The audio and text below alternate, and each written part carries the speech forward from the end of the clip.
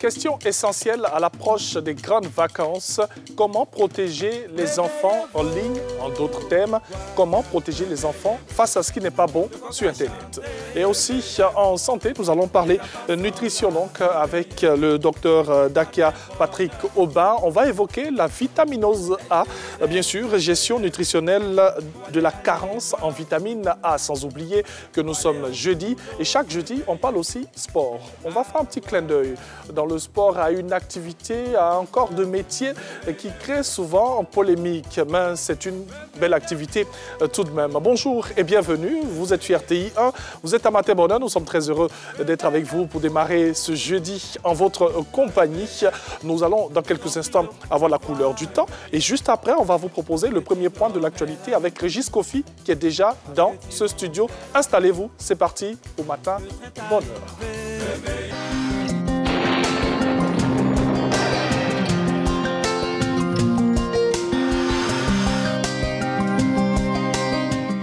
Bonjour à tous. La matinée sera généralement nuageuse sur la quasi-totalité du pays, avec parfois quelques averses de pluie sur les régions du littoral. Partout ailleurs, le temps sera généralement nuageux. Quant aux températures, on notera 25 degrés pour la ville d'Abangourou, 26 degrés à Abidjan, 25 degrés à Adiaké, 24 degrés à Bandoukou, 25 degrés à Boaké, 26 degrés à Bouna, 25 à Boundiali, 24 degrés pour les villes de Daloa, Dimbokro, Gagnoa. La ville de Guiglo affichera 23 degrés. On aura 24 degrés dans les villes de Kong et Korogo, 23 à Man et Odiéné, 25 degrés à San Pedro, 24 degrés à Sassandra et Séguéla, 25 degrés pour la ville de Soubré, 24 à Tabou, 25 degrés à Tiasalé et enfin 23 degrés pour les villes de Touba et Yamoussoukro. Et bien, au cours de l'après-midi, on observera en début ou en milieu d'après-midi des orages isolés accompagnés de pluie sur les régions du littoral et du sud forestier. En milieu ou en fin de période, le nord, l'est et l'ouest observeront également des orages avec quelques pluies. Le reste du pays sera sous un ciel généralement nuageux. Côté température, on notera 34 degrés pour la ville d'Abangourou, 30 degrés à Abidjan, 32 degrés à Adiaké, 34 degrés à Bandoukou, 30 degrés dans la ville de Boaké, 32 degrés à Bouna, 34 degrés à Boundiali, 35 degrés à Daloa, 36 degrés à Dimbokro, 34 degrés à Gagnoa, 33 degrés dans la ville de Guiglo, 35 degrés à Kong, 35 degrés également dans la ville de Korogo, 32 degrés à Man, 35 degrés à Odiéné, 31 degrés pour les villes de San Pedro et Sassandra, 34 degrés à Séguéla, 33 degrés à Soubré, la ville de Tabou affichera 30 degrés. Nous aurons également 31 degrés dans la ville de Tiasalé, 32 à Touba et enfin 34 degrés dans la sublime ville de Yamoussoukro.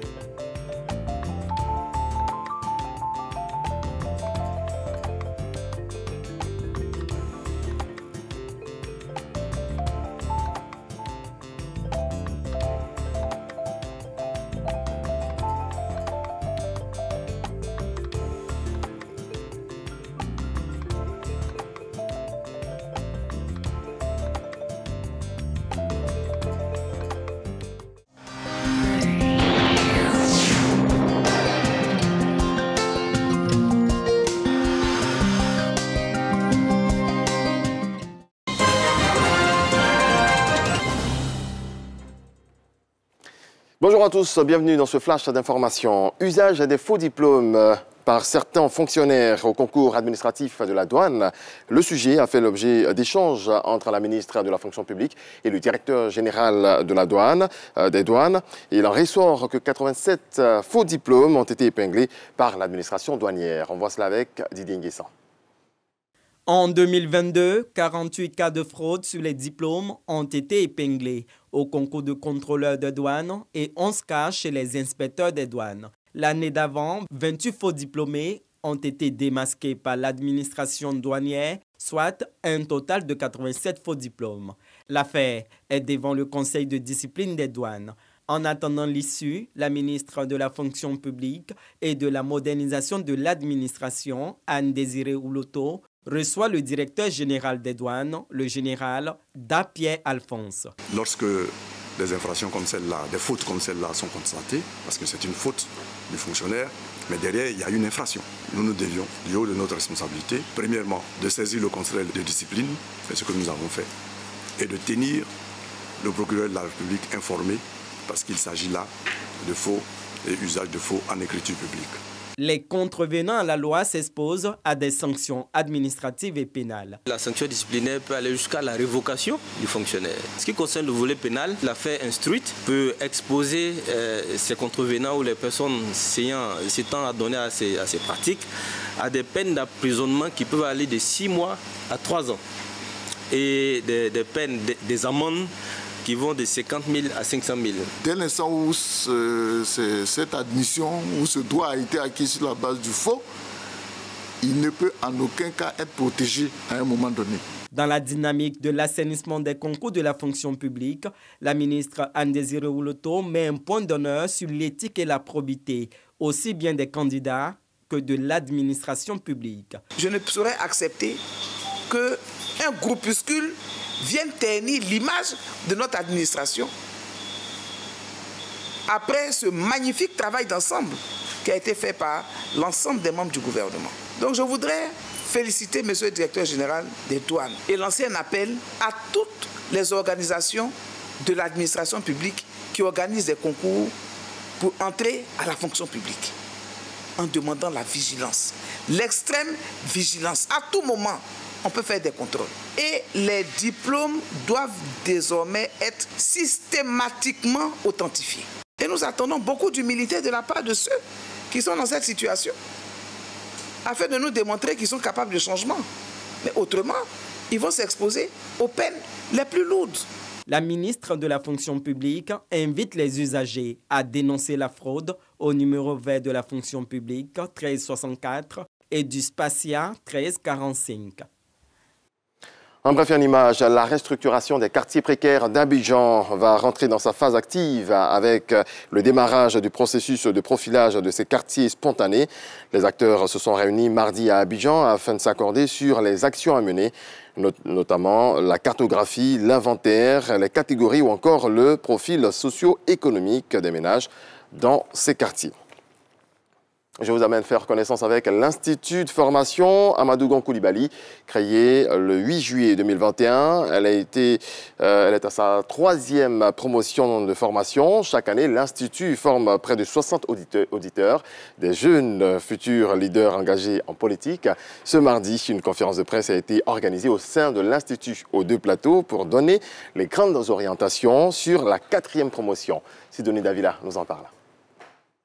Bintou Diarra fait partie de la 3e promotion de la formation Amadou Gon Coulibaly, où elle occupe également le poste de déléguée.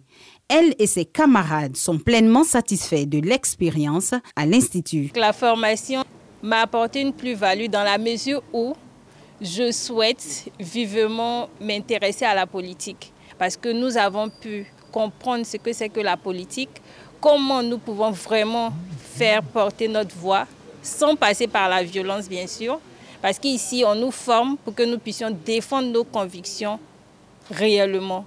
Cette formation-là, vraiment, elle a été enrichissante dans la mesure où c'est des formateurs de qualité que nous avons vus ici. Ça aura forcément un impact positif parce qu'aujourd'hui, pour mieux servir ses convictions, il faut se former.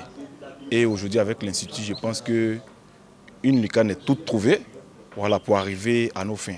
L'Institut de formation Amadou Gon Coulibaly vient de clore la formation de sa 3e promotion et entame dès ce 15 mai le recrutement pour la 4e promotion. 18-35 ans,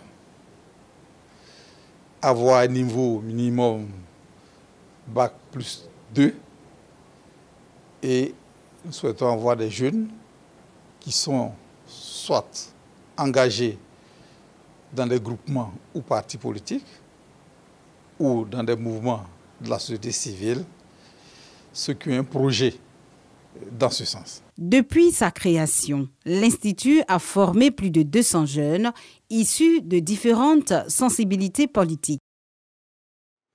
Dans le reste de l'actualité, Vladimir Poutine est arrivé ce jeudi en Chine pour une visite de 2 jours pendant laquelle il doit rencontrer son homologue Xi Jinping et tenter d'obtenir un soutien plus appuyé à son effort de guerre contre l'Ukraine. Selon des images diffusées à la télévision russe, le chef du Kremlin a été accueilli à Pékin à la descente de son avion par des officiels chinois et une garde d'honneur. Il s'agit du premier voyage à l'étranger de Vladimir Poutine depuis sa réélection en mars et son deuxième en Chine en un peu plus de 6 mois. Merci à vous tous de nous avoir suivis. On se retrouve à 7 h. Merci beaucoup à Régis Kofi. Bonjour. Bonjour Angeval. Ça va bien? Très bien. Ok, mais question, tes diplômes sont authentifiés, hein? Les diplômes, les miens? Oui. Mais oui, ça, ce sont des diplômes obtenus véritablement à la sueur du front. Ah, ok. Justement. Parce qu'on l'a vu dans le reportage avec la fonction publique en ce moment, hein, donc... Ben oui, et c'est normal. Faut pas que les gens nous rejoignent quand leurs diplômes ne sont pas authentifiés. Hein. Merci Régis. À tout à l'heure pour un autre point de l'actualité. Franchement, je ne m'attendais pas à ça. Enfin bref.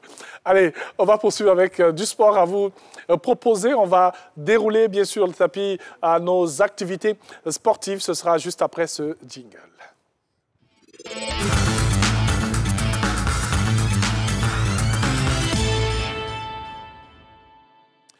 Voilà, de retour dans Matin Bonheur avec un expert en la matière. Bonjour. OK. Bonjour Thierry Zaïbien Joal. Carton jaune, carton rouge, c'est quoi? C'est quel penalty? OK. Les cartons. Ouh. Un habit qui oublie ses cartons? Mais les cartons Je suis un habit fair play. Je communique d'abord avant donc de sanctionner. Bonjour, très cher. Comment ça va? Bonjour Thierry Zaïbien Joal. Bon, aujourd'hui, on est habillé comme un arbitre. Hein? Oui, absolument. Vous savez, ce corps de métier là, c'est pas facile.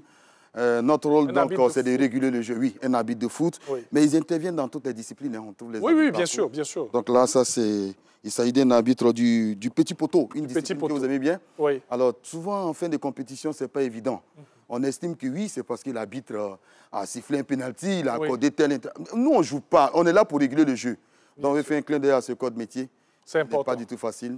Et puis, hommage à tous nos anciens, Doué Noumandiez, et tous les autres, Baka Charaf, tous ceux qui ont honoré donc, la Côte d'Ivoire et même ceux qui sont là actuellement. Oui, bien voilà, sûr. Donc, comme les Pan Clément, Zomandré, on voudrait les saluer et leur dire qu'on est avec eux. C'est la fin des différents championnats. Les arbitres, ce n'est pas évident. On leur reproche souvent certaines choses et tout. Mais c'est pour dire que nous sommes avec les arbitres. Ce n'est pas facile. Et bon, mais bien évidemment, on est ensemble. Merci beaucoup, Ngamblé Konaté. Voilà. Allez, on va donc débuter le tour de l'actualité sportive avec du Maracana. On l'a dit, la super division démarre dans 48 heures et elle finira avec, bien sûr, les 20, elle va réunir plutôt les 20 meilleures équipes. Équipe ivoirienne, hein, on va dire, qui se prépare déjà à venir à Bundialé, déjà en route avec Orogo, bien évidemment, effectivement. Dans 48 heures, on espère qu'on aura de beaux matchs avec vous. Oui, de beaux matchs, absolument, on aura de beaux matchs. Alors, dans 48, on aura donc, ce sera le top départ de cette super division-là qui va réunir, on va dire, les 20 meilleures équipes, comme on l'avait si bien dit, issues donc de l'ensemble du territoire national. Vous avez le double champion en titre, Owori Maracana Club de Yopougon, qui est logé dans la pôle A, en compagnie donc des pros de Koumassi, des amis maracanais de Korogo et de l'EFM Bundiali, qui participent pour la première fois à cette compétition. Des belles empoignades, hein, donc, que, bien évidemment, les responsables fédéraux entendent bien organiser. Il faut dire que la compétition va durer donc 48 heures. Elle démarre samedi 18 pour prendre fin le dimanche 19. Et on va jouer au total 41 matchs. Et puis, on va dire, au bout de 2 jours de compétition, on connaîtra donc bien évidemment le champion de Côte d'Ivoire saison 2024. Et ce sera à Port-Boué pour la première? Pour la première fois, à Port-Boué, en bord du dos. Waouh, en bord du dos, tous ceux qui viennent de Séguéla et tout. Les Koyaga, là, oui. Les Koyaga, ils ne sont pas habitués à l'eau. Donc, on va jouer à Port-Boué, la belle commune de Port-Boué pour la première fois, l'Agora de Port-Boué. Construite, puisqu'on dit une Agora, construite donc sur une superficie de 5 hectares, en bord du dos. Bien évidemment, c'est sur ce magnifique site-là qu'on va donc disputer cette super division qui démarre donc, on va dire, dans 48 heures. Voilà. Et on passe au hand avec les dames. Plusieurs chocs au programme, bien sûr, de la 5e journée journée qui va se disputer, bien sûr, le week-end prochain. Ce sera au Palais des Sports. Et effectivement, une 5e journée qui verra donc le choc Abidjan Handball Club, Yopougon Handball Club. Ce sera l'occasion pour les filles d'Abidjan Handball Club, les filles de Armando Prégnon, de renouer avec la victoire, puisque la dernière journée, la journée précédente, elles ont été tenues en échec 20-20 par l'Africa Sport. L'Africa Sport, au handball, ça marche. Hein, oui, bien sûr. 20-20. Nul donc 20-20. On va voir ce qu'elles sont capables de montrer, donc, on va dire, ce week-end-là.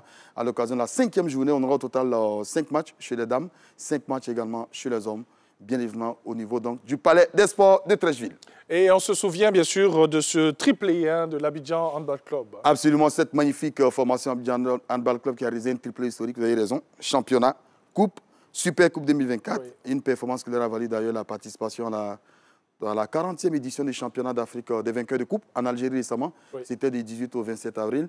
Elles sont tombées en quart de finale face à Al-Ali. Ça, c'est une autre équipe, hein, on va dire une équipe d'un autre niveau, oui, qui bénéficie donc d'un appui et un accompagnement financier considérable.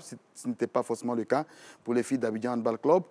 Nos filles n'ont pas peut-être brillé, mais n'ont pas été aussi logées dans des conditions, on va dire. Donc, on va espérer qu'à la prochaine compétition internationale, les filles de Prégnon Armando soit donc soutenu véritablement par le ministère des Sports, il faut le reconnaître, parce qu'elles sont tombées face à Al-Ali. Et quand vous affrontez des équipes comme le Petro Atlético, oui, ou tout simplement des équipes comme même Al-Ali, donc il faut être bien accompagné, bien structuré, il faut être bien soutenu financièrement. Ce n'est pas forcément le cas pour nos joueuses, oui, qui ont dormi souvent à 3 à 4. Oui. Ce sont des conditions qu'il faut revoir. Ce sont des conditions qu'il faut revoir. Oui. Donc, pour avoir aussi un meilleur jeu. Oui, absolument. Donc, on les souhaite beaucoup de chance pour le Cameroun, on va dire en octobre prochain au Cameroun, à l'occasion du championnat d'Afrique des clubs champions. Soutien à vous les filles, Makoura et on va dire les filles Traoré, les sœurs Traoré, Makoura, oui. OK. Qui prennent... Voilà. Merci beaucoup. 28e journée de la Ligue 1 à présent, nous parlons. Oui, la 28e édition, pas la 28e édition, la 28e journée oui, de la Ligue 1 se joue donc ce week-end. On aura plusieurs rencontres au programme. Bien évidemment, le champion, même pas le champion, mais ils seront champions probablement. Hein. Le FC San Pedro sera en déplacement du côté de Gagnoa, du Sporting Club de Gagnoa qui reçoit le FC San Pedro au pied du fromager. On aura Lissa Sandra du côté du stade Auguste Denis de San Pedro, pas Laurent Pocou, mais Auguste Denis de San Pedro. Lissa Sandra donc recevra le club Omnisport de Korogo. Et puis il y a une rencontre à suivre à 17h45 ce samedi en direct sur RT1. Zoma FC à Sec Mimosa, donc en direct sur RT1, prise d'antenne 17h05.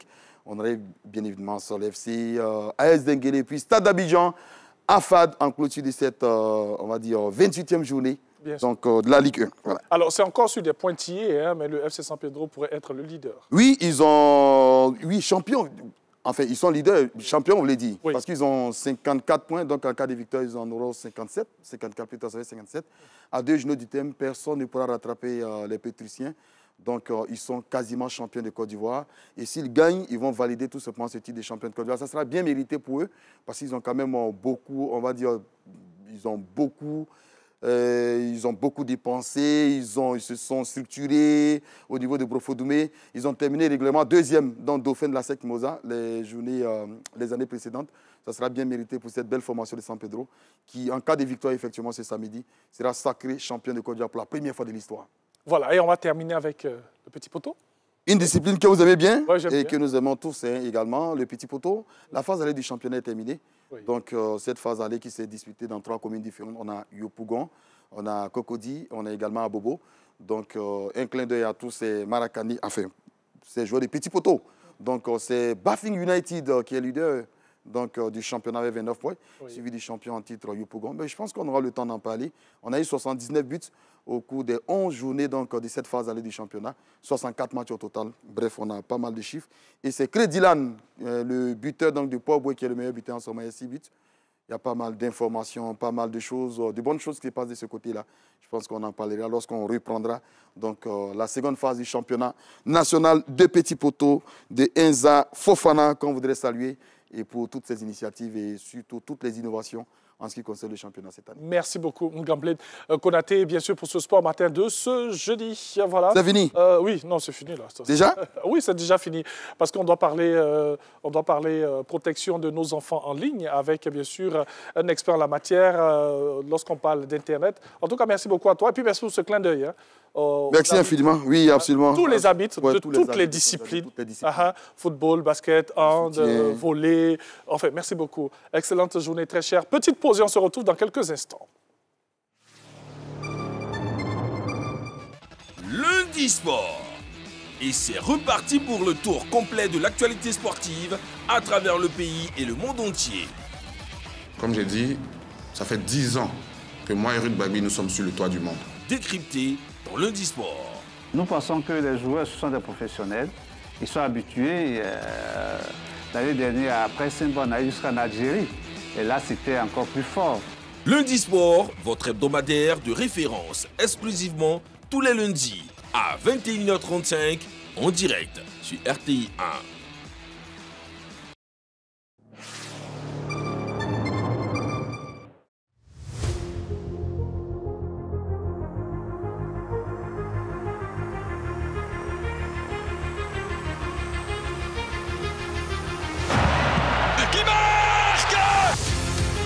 Du 14 juin au 14 juillet 2024, vivez l'UEFA Euro 2024 avec le groupe RTI, le diffuseur exclusif en Côte d'Ivoire. Ne manquez pas cette expérience unique pour ressentir l'adrénaline de l'Euro 2024 avec le groupe RTI, votre partenaire exclusif de l'Euro 2024 en Côte d'Ivoire.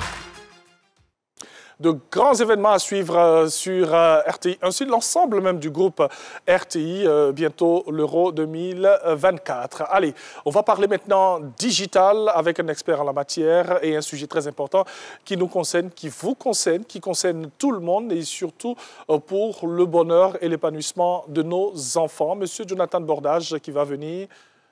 Bonjour. Comment ça va? Comment allez-vous? Ça va très bien. Plaisir de vous retrouver juste au milieu. Merci. Alors, avec vous, on va parler bien sûr de la protection de nos enfants en ligne.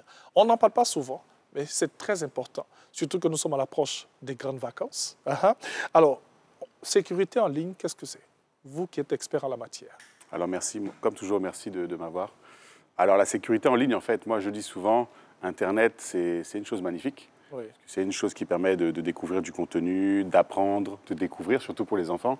Mais un peu comme dans la rue, comme dans la vie de tous les jours, il y a des risques.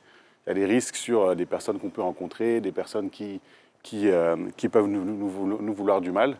Et en fait, c'est important d'être en mesure d'être sain et sauf quand on se trouve sur Internet. Oui. Donc la sécurité en ligne, c'est le fait de pouvoir être sur Internet, pouvoir naviguer de manière sécurisée, ne pas être exposé à certains risques, et puis surtout ne pas être exposé à du contenu qui peut nous faire du mal.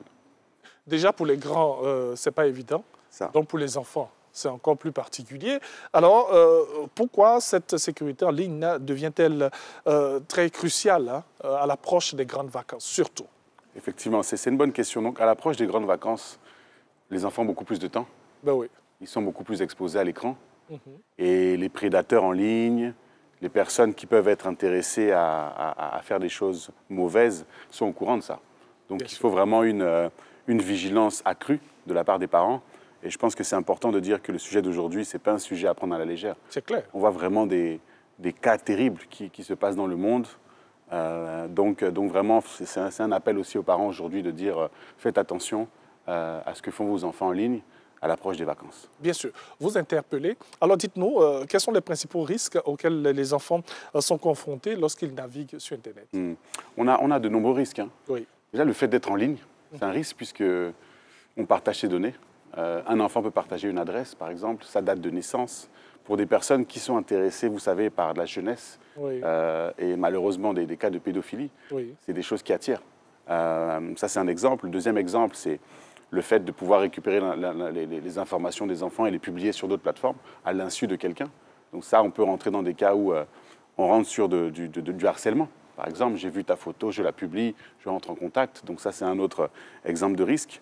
On a aussi ce qu'on appelle donc le harcèlement en ligne, donc ce qui se passe à l'école, parce que je m'habille comme ça, parce que je suis comme ci, comme ça.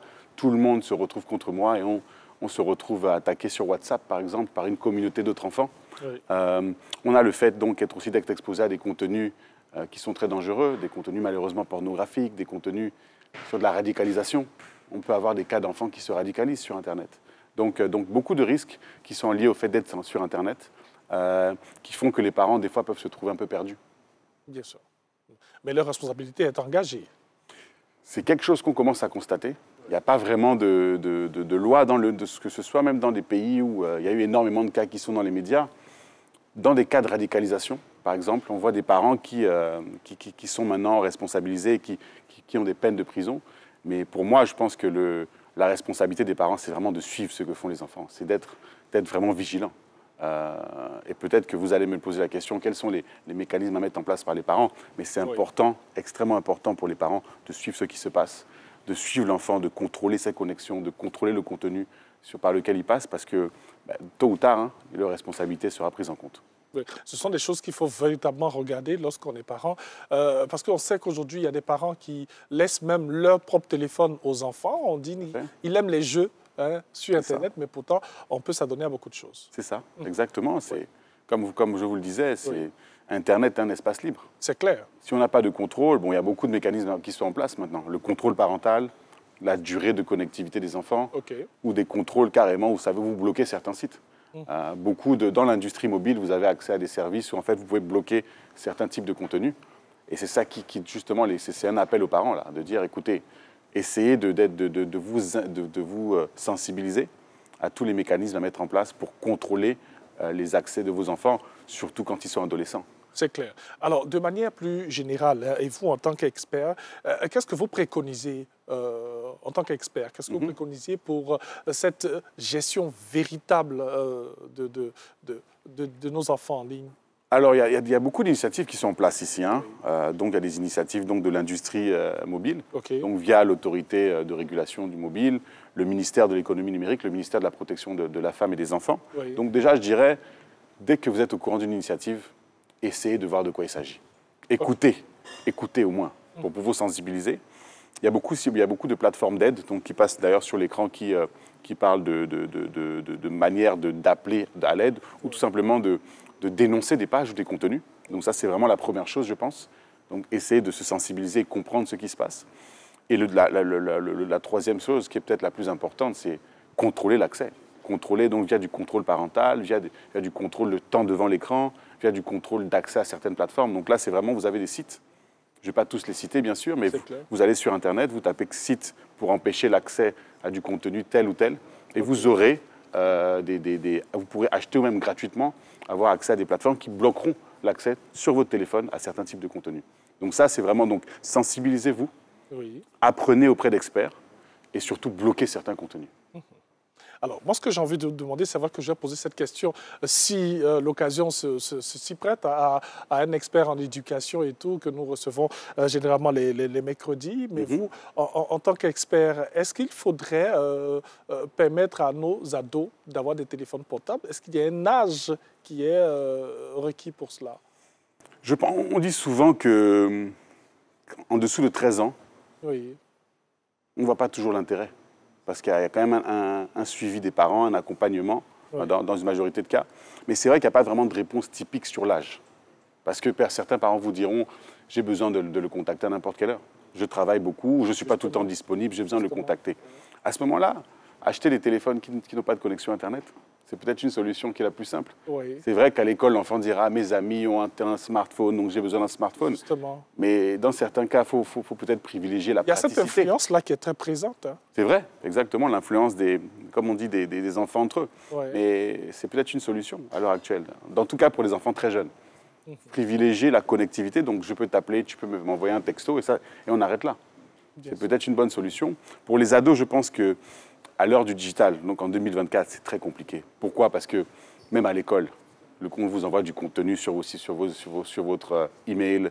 Donc c'est assez compliqué parce qu'on perd justement le bénéfice de l'information sur Internet. Donc je pense que c'est important pour les adolescents d'avoir un téléphone, mais il faut vraiment privilégier le dialogue entre les parents. Sache que tu risques ça, tu risques ça, tu risques ça. Je sais que c'est très difficile, mais je pense que le dialogue, c'est très important. Il y a beaucoup de choses à expliquer. Il y a beaucoup de choses à expliquer, c'est ça, exactement. Alors, on va aller dans le centre, là, juste au milieu. On va terminer, bien sûr, nos échanges. Et qu'est-ce qu'on retient, bien sûr, de ce sujet très important, M. Bordage? Écoutez, donc, première règle pour les parents, faites attention. C'est un sujet qui est très, très, très sérieux. Donc faites attention quand vos enfants sont exposés à des téléphones. Oui. Je pense que ça, c'est la première chose. La deuxième chose, il existe beaucoup de mécanismes d'aide pour notre jeunesse, ou pour les parents, pour comprendre un petit peu quelles sont les plateformes où ils peuvent trouver de l'aide. L'UNICEF, par exemple, ou comme je vous disais, l'industrie mobile fait énormément de choses. Oui. Et troisièmement, dialoguer. Faites confiance à vos enfants, mais aussi dialoguer énormément pour qu'ils comprennent les risques auxquels ils sont exposés quand ils sont sur Internet. Et voilà, c'est un sujet très important, on l'a dit, pour vous, pour nous, pour tout le monde. Nous sommes à l'approche des grandes vacances scolaires. Comment protéger les enfants en ligne? En d'autres termes, comment protéger les enfants face à Internet? Car sur Internet, tout ce qui est là-dessus n'est pas forcément bon. Voilà, n'est pas forcément beau, hein, n'est pas forcément intéressant. En tout cas, merci à vous de prendre bien note de ce que nous vous donnons, bien sûr, dans nos sujets très importants. On va se retrouver dans quelques instants pour la deuxième partie de Matin Bonheur. Monsieur Bordage, c'est nous qui vous remercions. Petite pause et on se retrouve dans quelques instants. À tout de suite. Merci. Bonjour à tous, je suis Cheikh Cissé, champion olympique, champion du monde de taekwondo et je participe aux Jeux Olympiques de Paris 2024. Les Jeux Olympiques de Paris représentent pour moi un moment crucial pour poursuivre mon parcours d'excellence sportive. Mes principaux défis à cet événement, c'est surtout la gestion des attentes élevées. Il est inévitable que je demeure dans l'histoire de la Côte d'Ivoire. Je suis très jeune et je peux encore beaucoup donner à ma nation, à mon continent. Rien n'est acquis d'avance dans le sport, mais il y a une chose qui est sûre, les athlètes qui représentent la Côte d'Ivoire se donneront à fond. Je peux dire qu'actuellement, nous sommes dans la partie préparation physique. Cette nouvelle catégorie me permet de mieux m'exprimer. Au vu de mes dernières performances très extraordinaires où je couronne par le meilleur athlète masculin de l'année 2023. Ma plus grande attente serait de voir toute une nation derrière ces sportifs, comme d'ailleurs à la Coupe d'Afrique des Nations, afin qu'on puisse aller chercher la victoire. Du 26 juillet au 11 août, ensemble, vibrons au rythme des Jeux Olympiques de Paris 2024. RTI, diffuseur exclusif.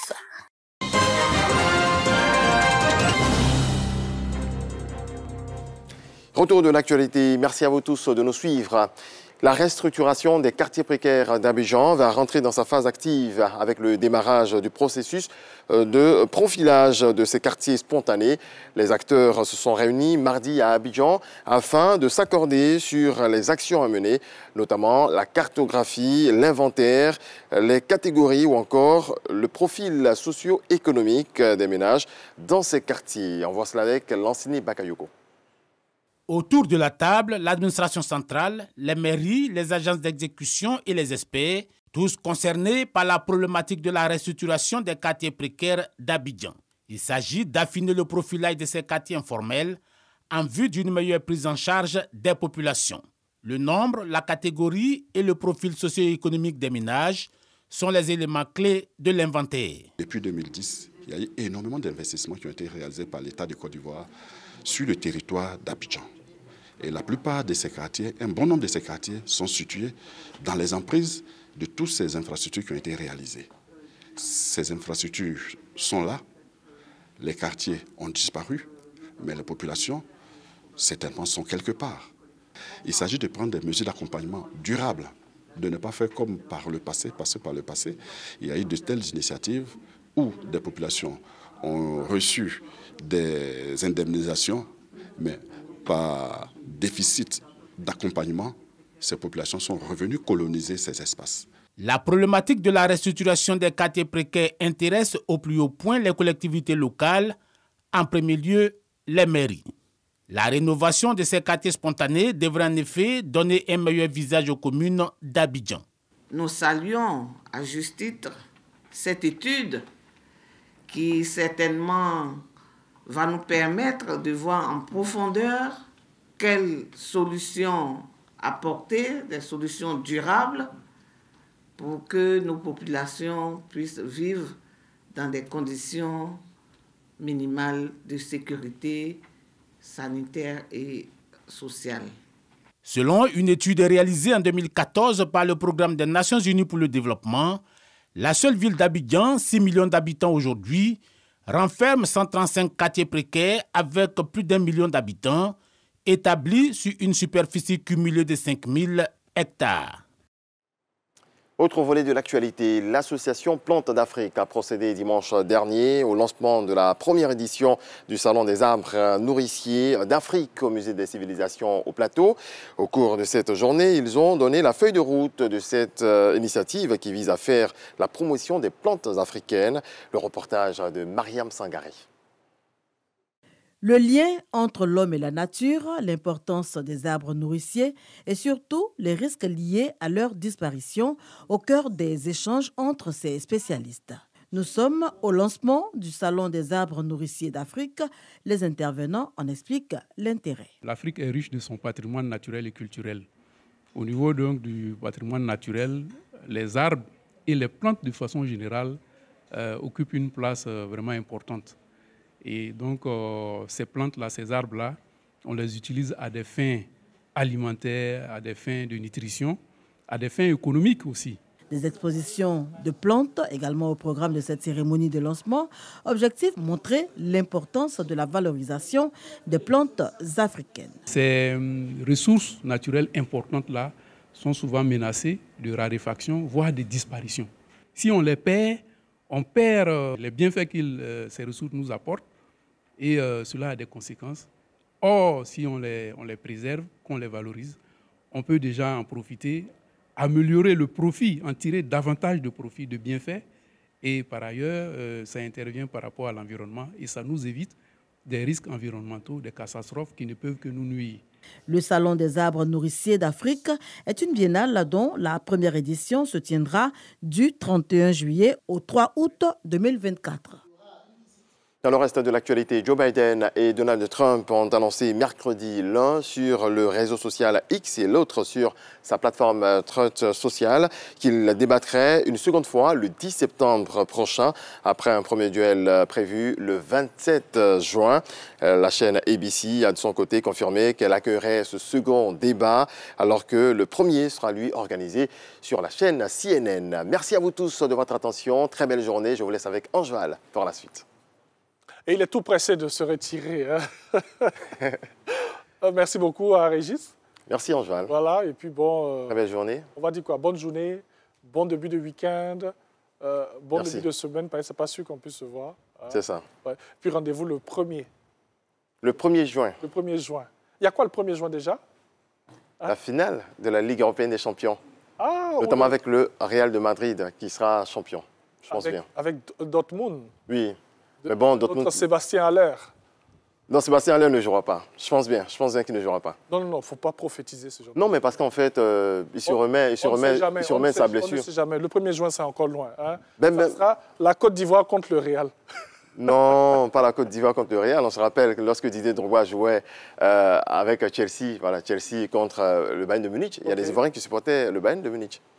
Merci beaucoup. Hein? Voilà, donc... Merci beaucoup.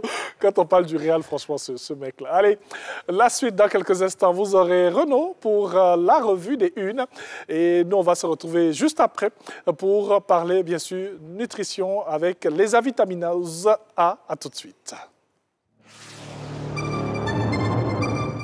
C'est reparti pour les bonnes affaires sur le groupe RTI. Du 13 mai au 16 juin 2024, faites les bonnes affaires à l'occasion de la fête des mères en bénéficiant de réductions exceptionnelles allant jusqu'à 60% dans nos différentes agences. Institut de beauté, spa, bijouterie, joaillerie, artisans, fleuristes, enseignes textiles, enseignes électroménager, cette offre est la vôtre. Rendez-vous vite dans nos agences RTI Publicité, agence RTI Pub Plateau, agence RTI Pub de Plateau Vallon, agence RTI Pub Yopougon Cosmos, agence RTI Pub Boaké. Les bonnes affaires, c'est chez nous.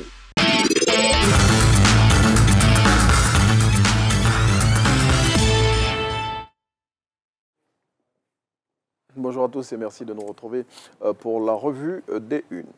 On ouvre avec cette affaire de faux diplômés découverts dans les effectifs de la douane ivoirienne. Suite à cette situation, le général Dapierre Alphonse, premier responsable des douanes, a eu une rencontre hier avec la ministre de la fonction publique et de la modernisation de l'administration. Selon le quotidien L'Essor, la ministre Anne-Désirée Oloto y a indiqué que les 87 faussaires subiront la rigueur de la loi. Le royaume baoulé est en proie à une crise de succession, c'est ce que nous apprend l'Inter. Après la double annonce ce mardi 14 mai 2024 du décès de la reine-mère du peuple baoulé et le nom de son successeur, le prince Nanan Kouadio Maxime, le cabinet du fils de la défunte reine était face à la presse hier pour contester son successeur. Selon l'Inter, cette crise qui dure depuis plusieurs années a des origines politiques. Et face à cette situation qui met à mal le royaume baoulé, le confrère révèle que la Chambre des rois et chefs traditionnels souhaite organiser un conclave pour lui trouver une solution. La cérémonie officielle d'ouverture du SILA 2024 s'est tenue hier et à cette occasion, les acteurs de la chaîne du livre selon l'intelligent d'Abidjan ont été honorés par les officiels et les partenaires.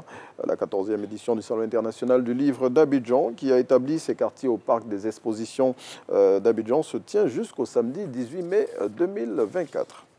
Et puis ce drame qui a eu pour théâtre la commune de Koumassi où une dame est morte calcinée des suites d'un grave incendie. Selon Soir Info qui en parle, ce feu dévastateur a été provoqué par une bougie que la victime avait allumée pour prier. C'est ici qu'on s'arrête pour ce numéro de la Revue des Unes.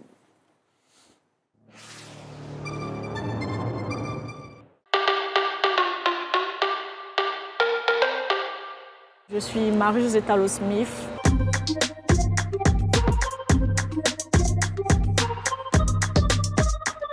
RTI, toujours proche de nos athlètes. Déjà, elle a dit merci pour ce qu'ils font pour la nation, pour leur engouement derrière le sport parce qu'on sait déjà que depuis les gens c'était le football, après maintenant les gens voient un peu l'athlétisme, donc c'est déjà un gros pas et continuer à soutenir tous les sports, pas seulement le football, pas seulement l'athlétisme, mais tous les sports, dits sports mineurs, et mettre en lumière les talents cachés et puis bon voilà, permettre à d'autres personnes de voir, de savoir qu'il y a beaucoup de gros talents ici en Côte d'Ivoire.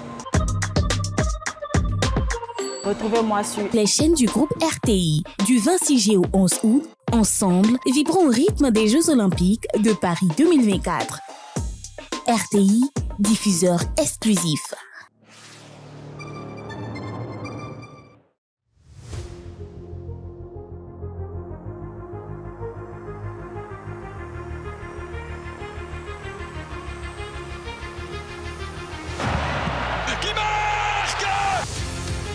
Du 14 juin au 14 juillet 2024, vivez l'UEFA Euro 2024 avec le groupe RTI, le diffuseur exclusif en Côte d'Ivoire. Ne manquez pas cette expérience unique pour ressentir l'adrénaline de l'Euro 2024 avec le groupe RTI, votre partenaire exclusif de l'Euro 2024 en Côte d'Ivoire. C'est reparti pour les bonnes affaires sur le groupe RTI. Du 13 mai au 16 juin 2024, faites les bonnes affaires à l'occasion de la fête des mères en bénéficiant de réductions exceptionnelles allant jusqu'à 60% dans nos différentes agences. Institut de beauté, spa, bijouterie, joaillerie, artisans, fleuristes, enseignes textiles, enseignes électroménager, cette offre est la vôtre. Rendez-vous vite dans nos agences RTI Publicité, agence RTI Pub Plateau, agence RTI Pub de Plateau Vallon, agence RTI Pub Yopougon Cosmos, agence RTI Pub Boaké. Les bonnes affaires, c'est chez nous. 12 candidats répartis entre deux coachs, Yodi et Siro, nous ont fait passer par toutes les émotions. Oui,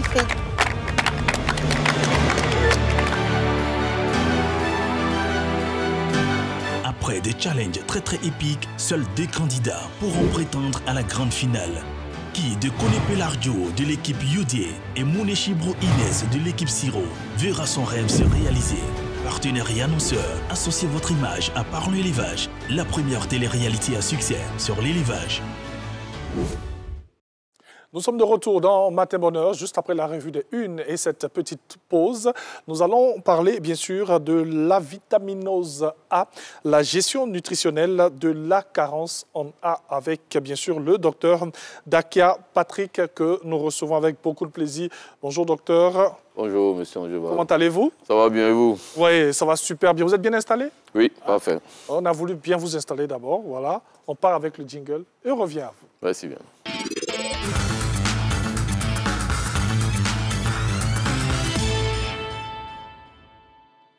Voilà, aujourd'hui, des thèmes très scientifiques. Tout à fait. Mais faciles à comprendre, non? Facile à expliquer, facile à comprendre. Généralement, ce sont des mots dont on a peur, mais pourtant, c'est juste à côté de nous. Hein. Tout à fait. Ouais. Tout à fait. Quand on parle d'avitaminose A. Oui. En fait, dans avitaminose, il faut voir le A, il est un peu privatif. Okay. Donc, ça veut dire qu'il manque la vitamine A. Donc, c'est une carence en vitamine A. Voilà, donc c'est, comme vous l'avez dit, c'est facile à comprendre une fois qu'on a expliqué. Donc, la vitaminose A, c'est une carence en vitamine A, tout simplement. Voilà. Qu'est-ce qu'on a dans la vitamine A? Alors, la vitamine, c'est ce que nous, on appelle des oligo-éléments, c'est-à-dire qu'il y a les grands aliments, comme les céréales, les autres féculents, comme le riz, on va dire le foutou, le bon poisson, la viande. Mais à côté de ces aliments, il y a des petits aliments. S'ils ne sont pas là, la digestion n'est pas complète ou alors votre santé ne sera pas complète. Et donc, ces petits éléments-là, il y a parmi eux la vitamine et les minéraux. Donc, c'est des éléments que nous, on classe dans les nutriments protecteurs du corps. Voilà. Donc, ils participent à la digestion et ils participent à protéger le corps. Donc, c'est vraiment ça. C'est des petits éléments qui sont indispensables à une bonne nutrition. Et vous allez nous dire, bien sûr, comment faire pour voir ces petits éléments-là dans plus de détails. Même pour l'instant, quelles sont les causes de cette carence? Eh bien, la vitaminose A peut provenir d'une alimentation inadéquate, ce qui veut dire simplement que l'apport alimentaire en vitamine A soit inexistant, soit très faible. Voilà, inexistant, soit par des questions d'insécurité alimentaire, vous n'avez pas moyen de vous nourrir convenablement. Voilà. Mon père disait que c'est quand tu as l'argent que tu te rends compte qu'avant tu mangeais mal. Donc c'est un peu ça, on peut être en insécurité alimentaire et cela va impacter aussi sur votre consommation de vitamines. Il y a aussi, cela peut provenir, comme j'ai dit, de l'aliment, voilà, d'un apport insuffisant en vitamine A. Il y a aussi que quand la vitamine A est absorbée, elle est conservée par le foie. Donc si vous avez un problème au foie, comme la cirrhose de foie ou bien tout autre problème au foie, ça peut ne pas être conservé et créer en vous un déficit en vitamine A. Il y a aussi la question de l'absorption. Vous avez mangé, mais ça ne passe pas dans le sang. Parce que peut-être le tube digestif a une maladie qu'on peut classer dans le gros sac de, comment on appelle ça, les colopathie, ou alors les maladies cœliaques. C'est un problème d'intestin, en fait, tout simplement, de malabsorption. Donc, carence au niveau de l'alimentation, problème au niveau de l'absorption intestinale, ça ne passe pas bien. Et puis là où c'est stocké, il y a un problème au foie. Donc voilà, ces trois causes-là peuvent entraîner un déficit en vitamine A. Est-ce que c'est très courant? Oui, ici en Côte d'Ivoire, c'est un problème de santé publique. Ok. C'est-à-dire qu'on ne le sait pas, mais c'est comme l'anémie. C'est-à-dire que dans les hôpitaux, on constate que les femmes enceintes, les enfants, les bébés, on va dire, ont beaucoup de problèmes d'anémie qui causent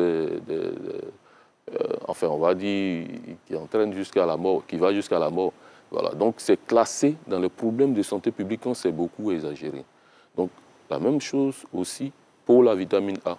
Ce qui fait que lorsque dans les campagnes de vaccination, vous voyez qu'on donne des gouttes de façon orale aux enfants. En fait, c'est de la vitamine A. Ok.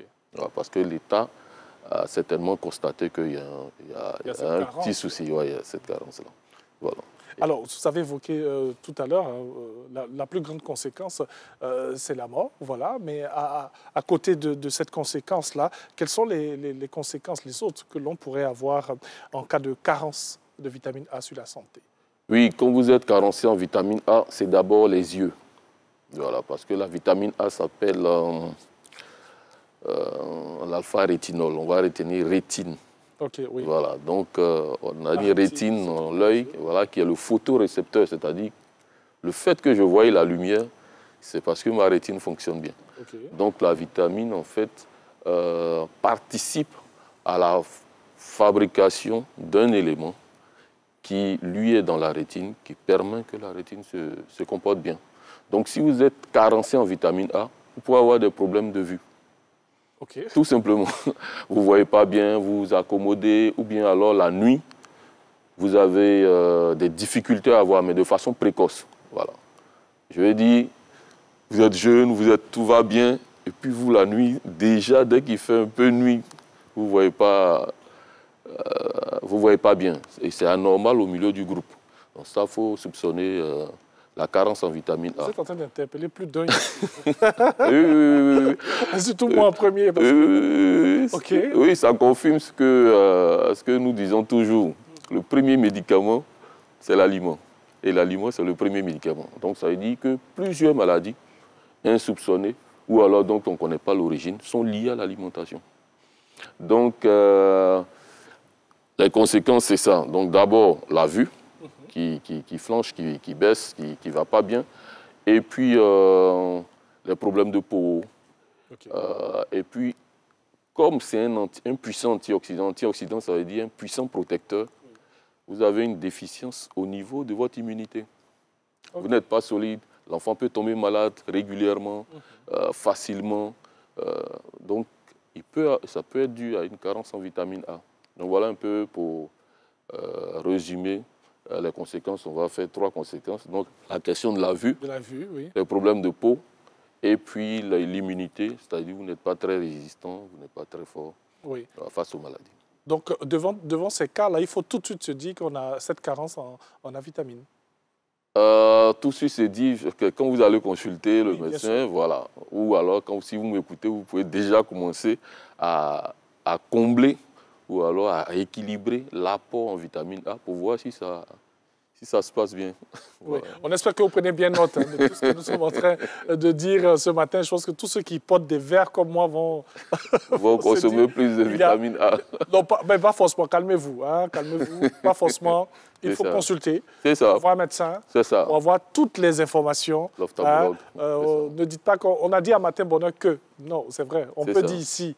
Mais il faut consulter un médecin pour avoir, bien sûr, des visites et des contre-visites. C'est ça. Pour avoir de plus amples informations. Voilà. Alors, on va maintenant venir à ce que vous êtes en train de dire. En terminant, qu'est-ce qu'il faut consommer pour pouvoir prévenir d'abord, et puis ensuite on va parler du traitement. C'est ça. Mais ce qui prévient permet de traiter. Allons-y. Voilà. Donc, il y a beaucoup d'aliments qui sont riches en vitamine A, mais qui sont insoupçonnés. Voilà. Le secret, c'est tous les aliments ou les légumes qui ont des couleurs vives, rouge, orange, jaune. Voilà. Si vous mettez ça dans votre consommation, vous êtes sûr d'un apport en vitamine A. On peut citer la carotte, c'est orange. La pastèque, bien rouge. La patate à chair jaune. Voilà. Donc tout ça, c'est des sources en vitamine A, on va dire. Pour les puristes, les biochimistes, les médecins, on parle de caroténoïdes. Voilà. Mais sinon, c'est la vitamine A. Voilà. Donc à côté de ça, il y a la vitamine A qu'on trouve aussi dans les foies de poisson.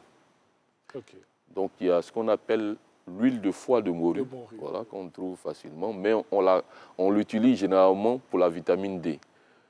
Mais à côté de la vitamine D, il y a une forte richesse en vitamine A. Et une vitamine A qui est plus puissante que la vitamine C en matière de protection du corps. Donc c'est vraiment... Je crois que l'huile de foie de morue, il ne faut pas en consommer de manière excessive. Bon, déjà même, c'est pas... Enfin, les enfants qui ont consommé ça au goût, voilà, ça ne passe pas tout de suite. C'est pas évident. Voilà, c'est pas évident, donc ça sera de toute façon modéré. Mais il faut s'assurer d'avoir un apport en vitamine A. Donc il y a les foies d'animaux, donc j'ai cité le poisson, j'ai cité, voilà, on peut citer le bœuf, le cochon. Tous ces foies-là sont riches en vitamine A, puisque comme je l'ai dit, ça stocke, le foie stocke. Voilà. À côté de ça aussi, il y a un aliment qui est bien connu chez nous ici, qui est l'huile rouge. Voilà, qui est riche en provitamine A. Donc, un attiqué, on va dire métis, c'est-à-dire qui est bien jauni. Voilà, c'est intéressant. Un foufou à l'huile rouge, c'est intéressant. Donc, vous voyez qu'il y a une pléthore de sources de vitamine A. Voilà, on peut citer. Bien sûr. Voilà. On peut continuer à citer, hein, parce qu'il y a beaucoup de personnes qui nous regardent. Je sais que le marché aujourd'hui va changer de couleur. C'est ça.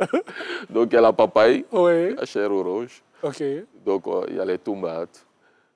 Donc, comme je l'ai dit, et puis, ce n'est pas seulement les légumes, les fruits et légumes de couleur. Il y a la mangue. Actuellement, c'est la saison de la mangue. Oui, c'est la saison. Chair bien orange.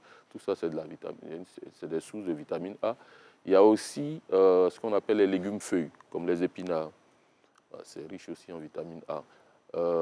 Quoi d'autre? Manger une petite salade. Ouais. C'est aussi un moyen d'apporter à votre corps de la vitamine A. Donc, voilà un peu. Ça nous permet de dire qu'en matière d'équilibre alimentaire, lorsque, on va dire, les difficultés financières arrivent, le premier qui prend des coups, ce sont les fruits et légumes. OK. Voilà. Donc, du coup, vous êtes carencé en vitamines qui sont indispensables pour le bon fonctionnement de vos corps parce que vous rabattez sur ce qui fait la vie, c'est-à-dire les sources énergétiques, comme le riz. Il faut assurer d'abord le riz, il faut d'abord bien manger, voilà, avant de penser à aller acheter une orange à 50 francs. Donc, je prends un exemple très concret. Voilà. Donc, c'est un peu ça. Lorsque ça devient difficile, les gens se rabattent d'abord sur la source énergétique pour d'abord se maintenir en vie. Et le parent pauvre là-dedans, c'est les fruits et légumes. Malheureusement, c'est des sources de vitamines qui sont indispensables au bon fonctionnement du corps. Et donc, cette carence-là, tout le temps va vous rattraper et va causer un problème de santé, de dysfonctionnement, qui peut aussi impacter sur le fonctionnement de l'entreprise, du pays. Voilà, j'essaie d'aller à grande échelle. Bien sûr. Tout ce que vous avez cité, surtout les fruits et légumes, et on va essayer de les dispatcher comme ça dans notre journée. À quel moment doit-on consommer ces aliments? Est-ce qu'il y a des heures précises ou comment ça pourrait se passer? Bon, il y a différentes écoles. Hein. Sinon, moi, mon école... Franchement, il y a différentes écoles. C'est une question à dessein. Moi, mon école, je ne me prends pas la tête, vous mangez... Voilà. Et puis après, vous me dites si ça s'est bien passé, si ce n'est pas bien passé, on corrige. Voilà. Quand c'est des aliments, je veux dire naturels, hein, là, il n'y a pas de problème. Maintenant, s'il faut conseiller, il y en a qui proposent de manger un fruit avant. OK. Voilà, ça peut s'expliquer. C'est-à-dire qu'ils veulent que le fruit, lui seul, passe dans le tube digestif. Et comme ça, le tube digestif a le temps d'exploiter, de prendre entièrement tout ce qui est vitamine, tout ce qu'il a à prendre. C'est ce qu'on dit, mais est-ce que c'est ce qui est? Oui, c'est ce qui se passe. Ah, OK. Voilà. Mais je ne dis pas que de faire seulement ça. Ah, OK. Voilà, parce qu'au village, on peut avoir mangé et puis aller au champ, couper ses oranges en route ou ses mangues en route. En ville, à table, je peux avoir mangé et puis en dessert, prendre un fruit. Ce qui n'est pas mauvais. Voilà, ce qui n'est pas du tout mauvais parce que ça permet, c'est ce qu'on appelle la structure du repas. C'est-à-dire que là, tout de suite, dans mon repas, j'ai l'aliment énergétique, c'est-à-dire il faut du riz, du foutou, voilà, tout ça c'est l'aliment. Il faut du poisson, de la viande, ça c'est les protéines, un peu d'huile, tout ça, ça permet que je vive. Oui. Maintenant, pour la source vitaminique, je prends un fruit. Donc tout de suite là, mon repas, il est équilibré. Donc ça aussi, de façon nutritionnelle, ça marche. Voilà. À vous entendre, on a le sentiment que ce n'est pas forcément nécessaire, c'est primordial de prendre des fruits. Oui, parce qu'ils contiennent des nutriments qui ne passent pas par le feu. Bon, autrement dit, ils sont détruits en présence de chaleur. Okay. Les vitamines sont détruites en présence de chaleur. Donc, alors que nos plats, nous les cuisons. Donc, du coup, on les cuit pour pouvoir attendrir, par exemple, l'amidon, attendrir la viande, attendrir, voilà, pour qu'on puisse les manger. Mais l'autre là-bas, quand il est présent, il est dans le légume, par exemple, dans l'aubergine, il est déjà parti. Voilà. Donc, je dois m'approvisionner en vitamines dans un aliment qui n'est pas passé au feu. Donc, d'où les aliments frais, les aliments crus, qui sont les fruits et les légumes. Voilà. Donc, voilà un peu ce qui fait que quand je structure mon repas, je fais une entrée. Ça, c'est mes... Voilà, là, j'ai des fruits frais, j'ai des légumes frais, j'ai des vitamines. Voilà.